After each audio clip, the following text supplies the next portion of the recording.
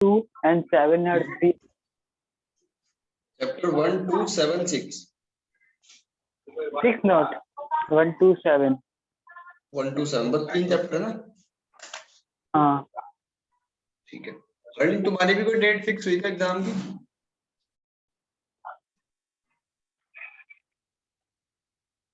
Sir मैंने जो बताया था सर, मैं 13 जुलाई के बाद ही है। 13 जुलाई के मैं लगभग उसी के आसपास एज के। ठीक है। एक बार मैथमेटिक्स का सिलेबस बता दियो मुझे आप भी।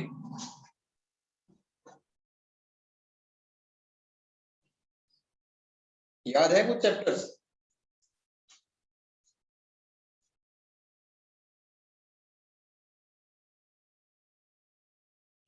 सर फर्स्ट, सेकंड, थर्ड और सेवंथ। जी फर्स्ट सेकंड थर्ड और सेवन, तो ये तो आपके कॉमन ही हो गए, तो 3 चैप्टर तो 1 2 7। ठीक है, तो ऐसा करते हैं फिर ये एक बार अंशिता से पूछ लेंगे उसका क्या सिलेबस है, फिर इनको रिपीट कर लेंगे, तब तक आपकी एग्जाम तक इन्हीं की अच्छी तैयारी हो जाएगी ना। बाकी सिलेबस तो करते ही रहेंगे। Yes sir. अब ये बताओ बुक के लास्ट में जो क्वेश्चन लिखे हुए हैं वो सारे कर लिए आपने? Yes sir. हरलीन आपका कुछ रहा? सर मेरे से डाउट था सर, वो जो आपने कल लास्ट में करवाया था वो क्वेश्चन। एक मिनट, लास्ट में कौन सा? अच्छा लास्ट टाइम जो आपका मॉक टेस्ट हुआ था इलेक्ट्रिसिटी का, उसमें कितने कितने मार्क्स थे आपके?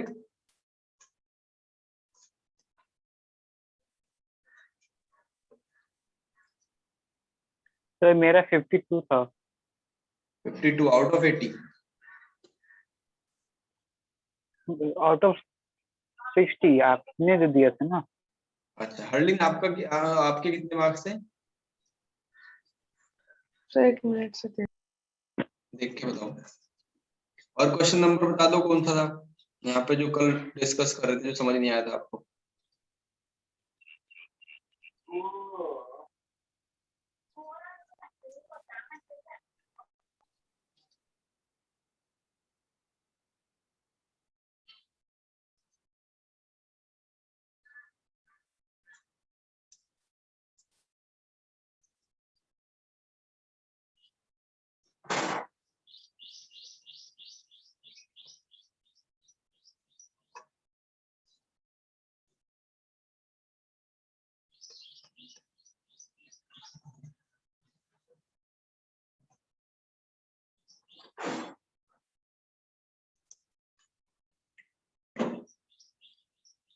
तब तक एक बार रिपीट कर दो इस चैप्टर को, क्या क्या आपने सीखा इसमें। देखो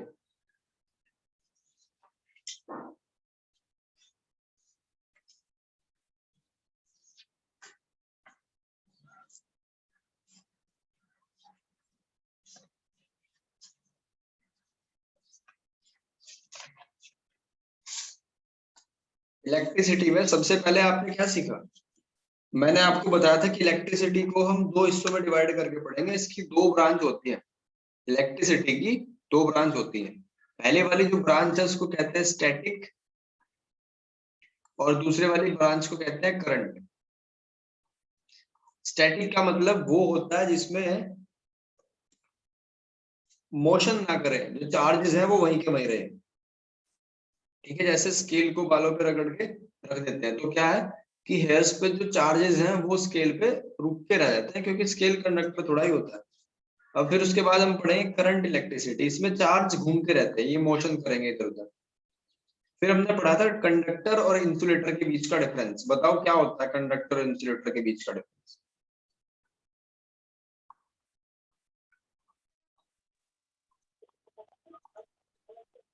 सर कंडक्टर में एटम्स लार्ज होते हैं और इंसुलेटर में स्मॉल होते हैं।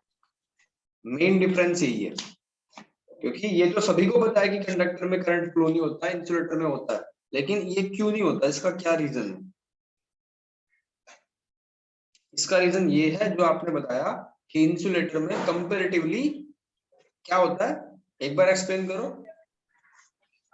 इंसुलेटर में एटम्स स्मॉल होते हैं और कंडक्टर से लार्ज होते हैं। लार्ज एटम से इनकी ऑर्बिट बड़ी होती है, जिससे इलेक्ट्रॉन्स हाँ प्रोटॉन्स इलेक्ट्रॉन्स को पकड़ के रख नहीं पाते हैं और इलेक्ट्रॉन हाँ फ्रीली मूव करते हैं। बहुत बढ़िया, क्योंकि बड़े एटम होंगे तो उसमें क्या होगा, बड़ी बड़ी सेल्स होंगी, बड़े बड़े ऑर्बिटल होंगे, इलेक्ट्रॉन और प्रोटॉन के बीच में जो बॉन्डिंग है वो कमजोर पड़ जाएगी और इलेक्ट्रॉन निकल जाएगा। जब वो बाहर निकलेगा तभी तो चार्ज चलेगा ना। तो ये बहुत बढ़िया पॉइंट है, आप किसी से भी पूछ लेना। मैं कहता हूँ कि 99% टीचर भी या बच्चे भी इसको बता नहीं पाएंगे। अगर आप पूछो कि इंसुलेटर ही क्यों करंट को लेता है, क्यों करंट को अपने में से पास होने देता है, तो बहुत सारे बच्चे बता नहीं पाएंगे। इतनी गहराई में कोई सोचता नहीं ना, सोचता है कि अच्छा इंसुलेटर, उसको रट लो बस कॉपी पे लिख के कि उसमें करंट फ्लो होता है, कंडक्टर में नहीं होता ये सब बस। ठीक है, इससे आगे देखो हमने क्या, इसको पूरे चैप्टर को भी रिवाइज करना है। अब करंट की डायरेक्शन बताओ मुझे, करंट की डायरेक्शन क्या होती है? High to low. High to low, बहुत बढ़िया।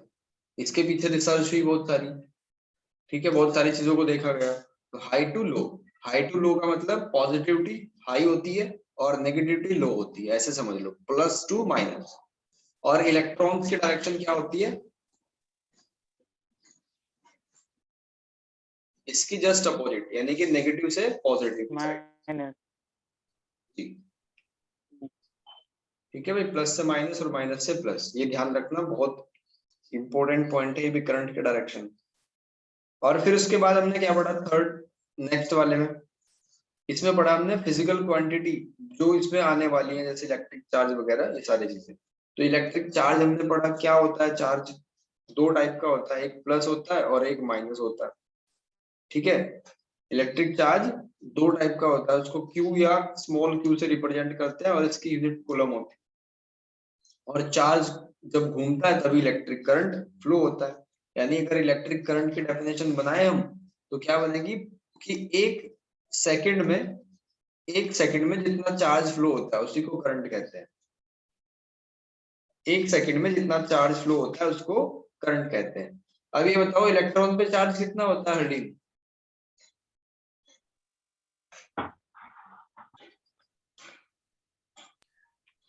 सर इलेक्ट्रॉन पे कितना चार्ज होता है, नेगेटिव बताता है। नेगेटिव तो होते ही है इलेक्ट्रॉन, चार्ज कितनी क्वांटिटी में होता है? सो -1.6 into 10⁻⁹ जी, इलेक्ट्रॉन पे, एक इलेक्ट्रॉन पे चार्ज होता है 1.6 माइनस में इंटू 10⁻⁻⁹। ठीक है, ओके। फिर हमने देखा इलेक्ट्रिक करंट के बाद इसका फॉर्मूला क्या निकल गया, equals to Q/T। This is the first formula in electricity. बहुत सारी चीजें थी इसमें जो डिस्कस करी थी हमने कि 1 एम्पियर को कैसे डिफाइन करोगे, ये वो। फिर मेजरिंग डिवाइस, इसको कैसे, करंट को कैसे मेजर करा जाता है, कौन सी डिवाइस है ऐसी जिससे हम करंट को मेजर कर पाते हैं। तो उसके लिए हम लेके आए एमीटर।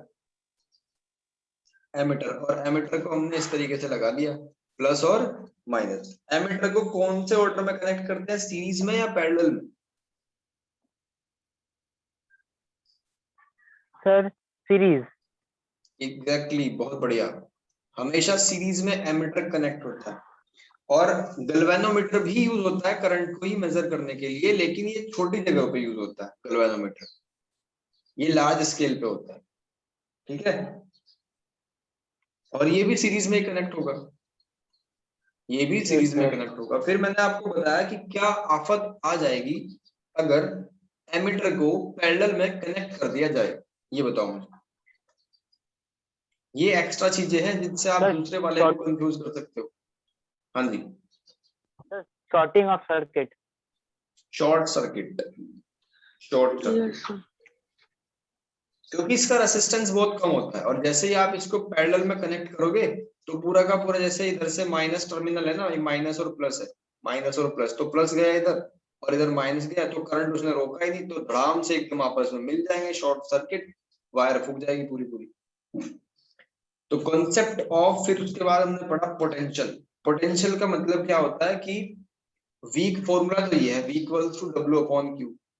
और मतलब क्या है इसका कि एक कूलम चार्ज को ले जाने के लिए जितना काम आपको करना पड़ता है उसी को कहते हैं पोटेंशियल डिफरेंस। ठीक है, एक कूलम चार्ज को ले जाने के लिए जितना काम Yes, sir. करना पड़ता है, यानी कि चार्ज को उठा के ले जाने का काम ही पोटेंशियल डिफरेंस है। तभी तो वोल्टेज लगी होती है, इतने वोल्ट की, इतने वोल्ट की, इस तरीके से डेफिनेशन वगैरह तो हो ही गई थी इसकी। ये काम क्या करता है बेसिकली, ये हार्ट का काम करता है। जैसे हमारे शरीर में सबसे इंपॉर्टेंट अंग क्या है, सबसे इंपॉर्टेंट ऑर्गन क्या है, हार्ट। अगर ये ना हो तो सारा काम खत्म। ये क्या कर रहा है, ब्लड को पंप कर रहा है सेल्स में हमारी। तो ऐसे ही अगर आपके घर में करंट फ्लो ना हो वायर में, तो कोई आप कितनी महंगी एलसीडी या फ्रिज या वॉशिंग मशीन या एसी लगा के रखो, करंट थोड़ा ही, कुछ फायदा थोड़ा ही होगा जब उसमें करंट ही नहीं है। तो करंट फ्लो करने का काम क्या कर रहा है, वोल्टेज करता है, पोटेंशियल डिफरेंस करता है, वी करता है। ठीक है भाई। Yes, sir. फिर हमने पढ़ा करंट किन किन चीजों पर डिपेंड करती है। तो करंट रेसिस्टेंस पे डिपेंड करती है और वोल्टेज पे डिपेंड करती है। ठीक है, वोल्टेज और रेसिस्टेंस पे डिपेंड करती है, यानी कि I is directly proportional to V। और ये भी मैंने आपको डिटेल में समझाया था, इन पे क्यों डिपेंड करती है, क्या इसका रीजन है। ठीक है, फिर मैंने आपको बताया था रेसिस्टेंस। रेसिस्टेंस का मतलब क्या होता है, रेसिस्टेंस का मतलब ऐसे समझ लो कि भीड़, रोड पे भीड़ है। ठीक है, जहां भीड़ कम तो लो रेसिस्टेंस, भीड़ ज्यादा यानी कि भीड़ चल नहीं दे रही इलेक्ट्रॉन को, तो रेसिस्टेंस हाई हो जाएगा। और ये क्यों होता है, भीड़ क्यों होती है, ये भी मैंने आपको बताया था कि एटम से इलेक्ट्रॉन निकले और अगर भीड़ है मतलब छोटे छोटे क्लोजली एटम हैं, पैक्ड हैं, उनकी पैकिंग क्लोज है, तो इलेक्ट्रॉन टकरा टकरा के जाएंगे, एटम से टकरा के जाएंगे, कोलिजन करेंगे, एनर्जी निकालेंगे वहां से, तो लेट जाएंगे, तो उसको कहते हैं रेसिस्टेंस। ठीक है भाई। Yes, sir. यहां तक कोई दिक्कत तो नहीं। अब No, sir. Resistance of conductor यानी कि रेसिस्टिविटी की तरफ हम बढ़ेंगे। ठीक है, रेसिस्टिविटी क्या थी, R equals to rho L by A। और यहाँ पे रो क्या है, रेसिस्टिविटी। रेसिस्टिविटी और रेसिस्टेंस में डिफरेंस क्या था हरलीन? रेसिस्टिविटी से मटेरियल पर डिपेंड करती है और सिस्टम कंडक्टर के अपोज करंट एबिलिटी। वो करंट की एबिलिटी है, बिल्कुल। रेसिस्टिविटी फिक्स होती है, ये तो मटेरियल है। मान लो आप रेसिस्टेंस भी लाओगे, वो भी तो किसी मटेरियल का ही बना होगा ना, तो रेसिस्टिविटी अंदर की बात है। ठीक है भाई। और ये किन किन चीजों पे डिपेंड करती है, एक तो R पे डिपेंड करती है, एक A पे डिपेंड करती है। ठीक है, अगर रो का फॉर्मूला बनाए तो यही तो बनेगा ना, RA/L। यानी रेसिस्टेंस जितना ज्यादा होगा वो रेसिस्टिविटी को अफेक्ट करेगा, फिर एरिया, फिर एल, इन सब चीजों पर डिपेंड करता है। नेक्स्ट, ये तो पढ़ लिया हमने रेसिस्टेंस और रेसिस्टिविटी का डिफरेंस। सीरीज और पैरेलल कनेक्शन, ये भी हमने सीखा, सीरीज और पैरेलल कनेक्शन। सीरीज का फॉर्मूला क्या था हरलीन, RS बताओ मुझे और RP बताओ। So RS is equal to R1 plus R2 plus R3. ठीक है, अगर 3 रेसिस्टेंस हमने ऐड कर रखे हैं तो अब इसका बताओ।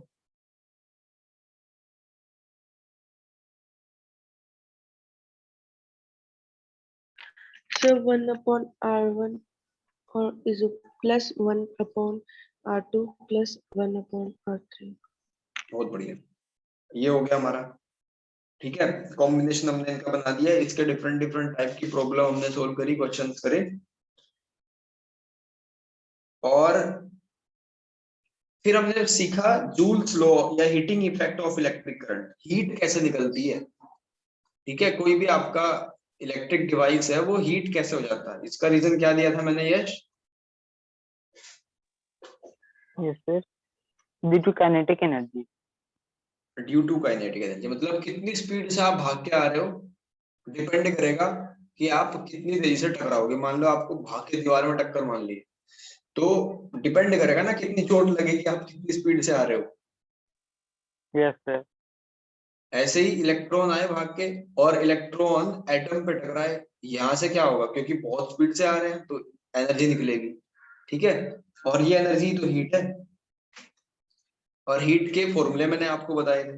हीट कहाँ से आई, काम से आई। काम क्या है, भागने का काम है इलेक्ट्रॉन का, ठीक है। तो क्योंकि V equals to W upon Q है तो W equals to V Q हो जाएगा, और V equals to I R होता है ओम्स लॉ के अकॉर्डिंग, ठीक है। तो ये हो जाएगा I R W equals to V Q, ठीक है। W equals to V Q रखो इसको, और अगर I के प्लेस पे नहीं, पहले Q को रिप्लेस करेंगे ना। हाँ, Q को, Q की जगह IT रख लो तो VIT बन जाएगा। एक फॉर्मूला तो ये हो गया VIT। फिर दूसरा फॉर्मूला अब I के साथ में खेलना स्टार्ट कर दो, ठीक है। और जैसे स्टार्टिंग में था I की जगह पे V अपॉन आर पुट कर दोगे तो V स्क्वायर बाई आर बन जाएगा, V square by R into T, ठीक है। और जैसे VIT है स्टार्टिंग वाला, V की जगह पे IR रख दो तो ये I स्क्वायर RT बन जाएगा। और सबसे मजेदार चीज ये है कि अगर आप पावर को पढ़ रहे हो ना तो पावर W अपॉन टी होती है, मतलब ये T को कैंसिल कर दो आप तो पावर का फॉर्मूला बन जाएगा VI IR और V स्क्वायर अपॉन R। फिर मैंने आपको इसकी एप्लीकेशंस के बारे में भी समझाया था, ठीक है। इसकी एप्लीकेशंस थी आपका जो कॉइल को कैसे डिजाइन करते हैं, ये सारी चीजें हमने सीखी थी। और बल्ब में टंगस्टन लगता है, उसका मेल्टिंग पॉइंट कितना होता है अर्निंग बताओ।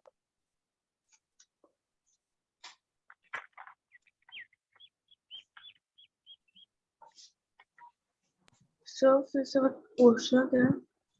Melting point of tungsten bulb में जो हमारा, अब एलईडी बल्ब की बात नहीं कर रहा हूँ, जो पुराने वाले बल्ब थे।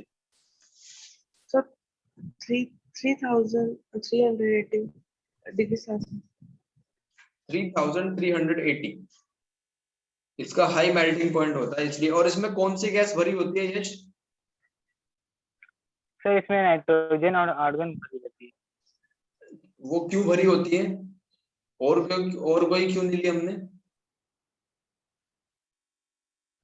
सर कौन क्योंकि कौन सी गैस भरे थे? ऑक्सीडाइज होने से बचाने के लिए, क्योंकि वो अक्रिय है, निष्क्रिय है, काम नहीं करती वो दूसरे को रिएक्शन भी नहीं करने देती। आपने देखा होगा ना, कुछ लोग ऐसे होते हैं आसपास मोहल्ले में, रिलेशन में, सोसाइटी में, जो खुद तो कुछ करते नहीं और दूसरों को भी कुछ नहीं करने देते, ठीक है। तो उन्हीं का काम क्या करती है ऑर्गन, नाइट्रोजन, उनको इसी कैटेगरी में समझो आप, ठीक है। वो दूसरों को आने नहीं देंगे, दूसरों को काम नहीं करने देंगे। भाई रिलेट करके पढ़ोगे ना तो लंबे टाइम तक याद रहेगा आपको। आपको ये सारे एग्जांपल जब तक आप पढ़ोगे आपको 20 साल बाद तक भी याद रहेंगी सारी चीजें, कि ये एग्जांपल देके मैंने बताया था। आपने पढ़े हैं ना डायरेक्ट इनडायरेक्ट, जैसे पढ़ते हैं डायरेक्ट इनडायरेक्ट एक्टिव पैसिव, ठीक है। हमारे एक सर थे जो 10th क्लास में, मेरी जो 10th क्लास है वो 2009 की है, तो उस टाइम उन्होंने पढ़ाया था कि जैसे महाभारत रहे, रामायण वगैरह देखी होगी आपने, ठीक है। इधर से रामचंद्र जी ने तीर छोड़ दिया और उधर से रावण ने तीर छोड़ दिया, तो उन्होंने बताया था कि इधर से जैसे वो होता है ना she her her he him his, वो सारी चीजें, कि इधर से अगर शी आएगा उधर से उसके वाला तीर छोड़ा जाएगा, तो ऐसे वैसे करके वो पढ़ाते थे। तो अगर रिलेट करके पढ़ोगे खुद से तो ज्यादा लंबे टाइम तक आपके माइंड में याद रहेंगे। ऐसे तो बुक रखी हुई है, आप बोर हो जाओगे पढ़ते पढ़ते, इतनी थ्योरी है इनमें। तो हमने इसकी 3 एप्लीकेशन पढ़ी थी, एक तो इलेक्ट्रिक फ्यूज था, एक इलेक्ट्रिक बल्ब था और इलेक्ट्रिक आयरन था। ये बताओ फ्यूज का काम क्या होता है हल्दी में?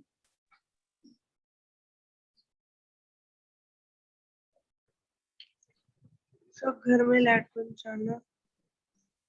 घर में लाइट जब भी ज्यादा होगी, मेन लाइन पे लगता है फ्यूज, जब भी ज्यादा होगी तो वो क्या करेगा, सर्किट को खत्म कर देगा, बीच का जो वायर उसका बारीक सा लगा होता है उसको खत्म कर देगा वो, क्योंकि वो मेल्टिंग पॉइंट पे बहुत कम होता है। जैसे लाइट थोड़ी सी ज्यादा जाएगी वो पिघल जाएगा, पिघलते ही टूट जाएगा वो, और क्या होगा कि करंट की सप्लाई रुक जाएगी और आपके घर के जितने भी हैं सारी चीजें वो बच जाएंगी। आप बाहर निकल के आओगे कि पड़ोसी के घर में तो लाइट है, हमारे घर में क्यों नहीं है, फिर आप फ्यूज को चेक करोगे।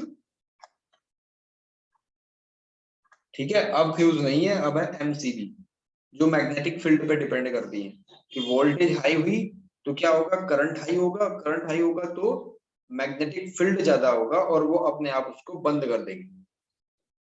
तो जितना आगे जाते जा रहे हैं एडवांस टेक्नोलॉजी है। आपने सुना है कभी नाम वीसीआर का? किसका सर? वीसीआर सर नाम सुना पर पता नहीं क्या है। देखो, हमने भी बहुत कम सुना है, जब हम मतलब ऐसे कोई 5th या 6th स्टैंडर्ड में होंगे उस टाइम पे था ये, बस उस टाइम फिर उसका एंड था। फिर चली थी सीडी, सीडी प्लेयर, ठीक है, फिर चली डीवीडी, इसका एडवांस वर्जन, फिर चिप सिस्टम आया, अब चिप के भी बाद पेन ड्राइव वगैरह ये सारी चीजें चली।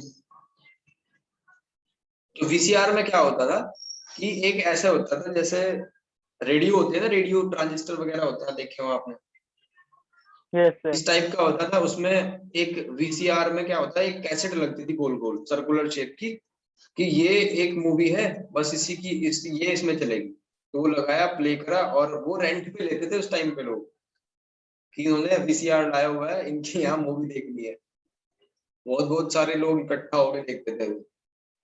फिर वीसीआर बंद हुआ, सीडी की कॉस्ट कम होगी तो सबने सीडी ले आए अपने अपने घर पे, सीडी में देखनी स्टार्ट कर दी। उसके भी क्या होते थे, कैसेट्स होती थी कि उनके यहाँ 5 कैसेट पड़ी है, उनके यहाँ देख लो, हम अपनी मूवी दे देंगे उन्हें, ऐसा होता था।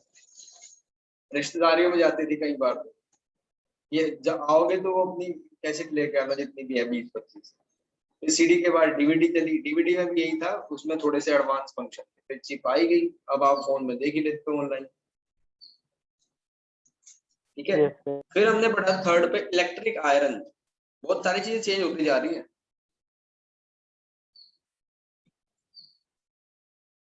अच्छा, आपने लास्ट क्या टेक्नोलॉजी देखी जो अपनी लाइफ में अब तक चेंज हुई है, याद करके बताओ, जो डेली टू डेली लाइफ में आप फील करते हो, क्या ऐसी चीज हुई जिसका एडवांसमेंट हुआ हो?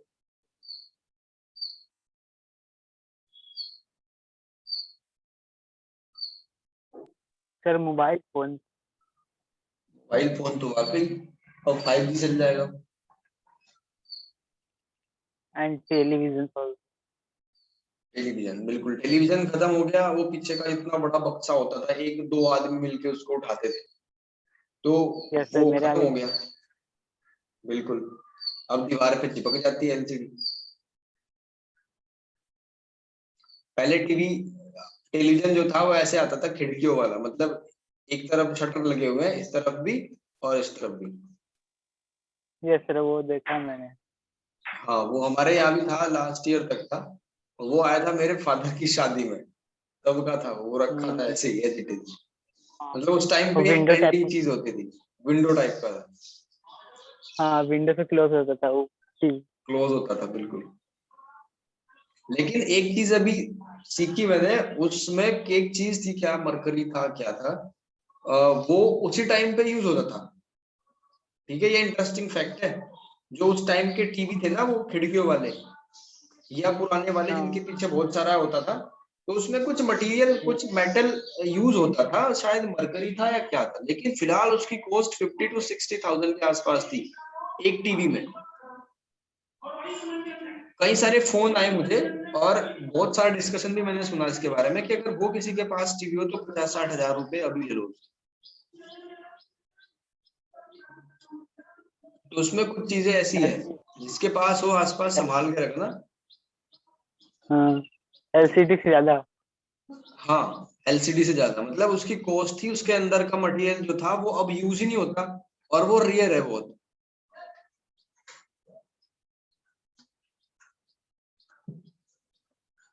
ठीक है भाई। नेक्स्ट हमने पढ़ा इलेक्ट्रिक आयरन। इलेक्ट्रिक आयरन में हमने कोयली जो कनेक्ट होती है नीचे जो उसका जैसे शूज होते हैं ना उसके नीचे का होता है, उसी तरीके से उसमें नीचे लगा होता है मेटल वायर। ये इस तरीके की मेटल होती है नीचे की तरफ, ये होती है माइका की। ठीक है, ये हीट की तो बढ़िया कंडक्टर होती है, तुरंत गर्म हो जाती है, लेकिन इलेक्ट्रिसिटी इतना फ्लो नहीं कर पाती, कभी कभी करंट लगता है, किस्मत ही खराब हो किसी की तो। फिर पावर पढ़ा, ये तो बता ही दिया मैंने, पावर क्या होता है, जितना काम आप कर रहे हो उतने ज्यादा पावरफुल। ठीक है भाई। Yes sir. अब ये बताओ मुझे 1 किलोवाट घंटा में कितने जूल होते हैं? Yes sir. 1 किलोवाट घंटा जो आपकी पावर की यूनिट है जिसके हिसाब से बिल आता है, उसमें कितने वॉट होते हैं?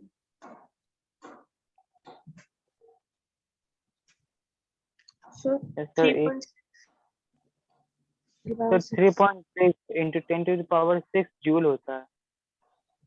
1 किलोवाट घंटा इक्वल टू 3.6 इंटू 10⁶ जूल। ठीक है, जूल। अब ये बताओ 1 किलोवाट घंटा में कितने वॉट होते हैं? 1000 वॉट। 1000 वॉट, बिल्कुल ठीक। और एक हॉर्स पावर में कितने वॉट होते हैं? सर 730 था। 74,600।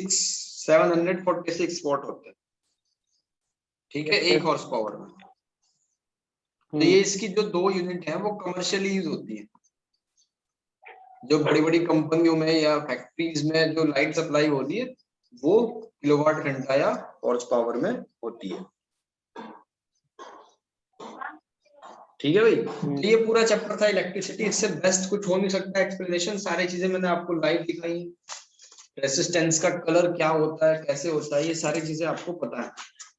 बस एक काम कर लेना, नोट्स को अच्छे से मेंटेन करना, और जितने भी फॉर्मूले हैं, मान लो इसमें हमारे फॉर्मूले आए कुछ 15 या 16 जितने भी फॉर्मूले हैं, तो एक काम करना, एक ब्लैंक शीट लेना, ठीक है, उस पे छोटे छोटे करके ये फॉर्मूले लिख दो। जितने भी की पॉइंट्स हैं या जितने भी फॉर्मूले हैं वो छोटे छोटे, जो न्यूमेरिकल में आपको हेल्प करेंगे। डेफिनेशन वगैरह नहीं लिखनी उसमें, उसमें सिर्फ आपको छोटा छोटा करके फॉर्मूले, और जैसे ये किलोवाट घंटा की एक यूनिट कितने के बराबर, कितने वॉट के बराबर होती है, ये सारी चीजें लिख दो। ठीक है, एक चैप्टर के लिए एक बना लो। ठीक, एक पेज पे, ब्लैंक पेज पे। अब उसको सामने रख लेना चैप्टर के, या तो स्टार्टिंग में पिंच कर लो, या आप सामने उसको कहीं पे चिपका लो या रख लो। तो इससे क्या होगा कि डेली जब भी आप अगर आलस में भी होंगे तो उसको एक पेज को देख लेना एक बार, तो आपको इस हमेशा के लिए याद हो जाएंगे, क्योंकि मेहनत तो कर ली, अब उसको क्या करना है, अब उसको फिक्स करना है। ठीक है भाई। Yes sir. कल नया चैप्टर, कल आपका टेस्ट होगा, नेक्स्ट डे नया चैप्टर चलेगा, लाइफ वाला, लाइफ प्रोसेसेस कुछ ऐसा कर। Okay sir. ठीक है भाई, चलो आज के लिए इतना ही। सर टेस्ट सुबह ही होगी।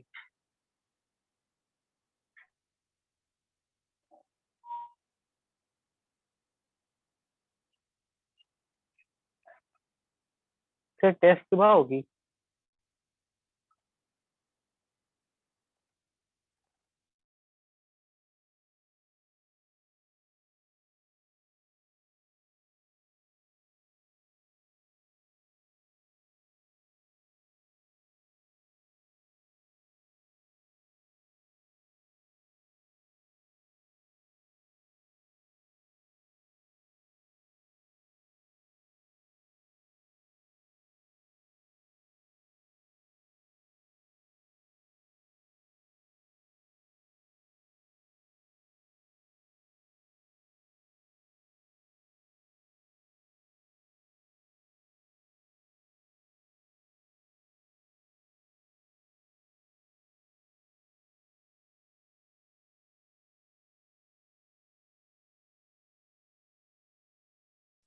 हेलो।